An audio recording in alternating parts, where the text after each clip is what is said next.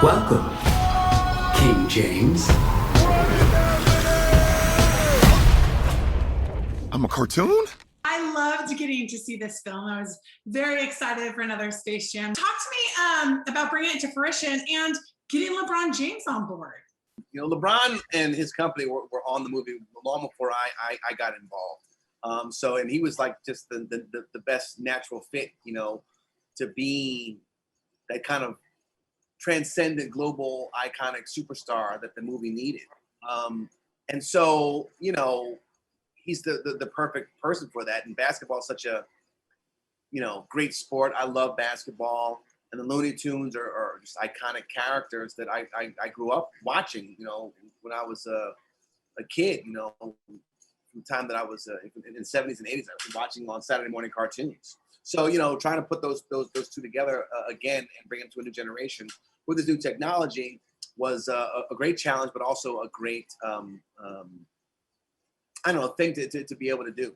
I loved it. It's colorful and it's silly and it's fun, but it also had a lot of really good heart to it too. You know, it's kind of a heightened version of LeBron James' life as a father and navigating what that looks like with a son that maybe is not wanting to follow in your footsteps.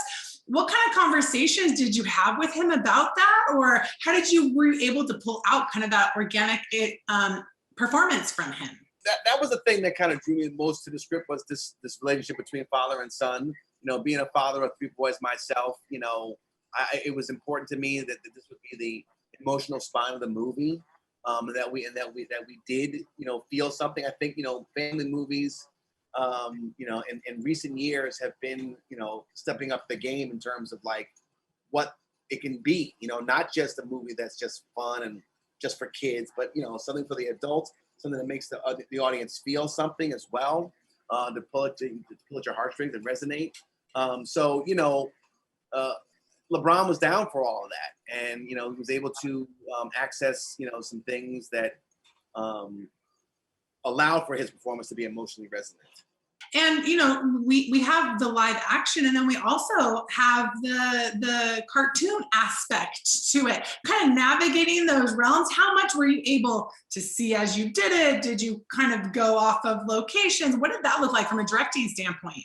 You know, it wasn't easy. You know, I had no experience, you know, doing that before, but fortunately there were, you know, the great artists and technicians from ILM and WAG were there right there, and were able to show me things right there and there on the set, you know, on their screens, and previs a number of things that would say, okay, and we would storyboard stuff, and then, you know, you just go out and try to shoot it and try to execute it as best you can, and then when you get into the editing room and post-production, that's when the real magic happens.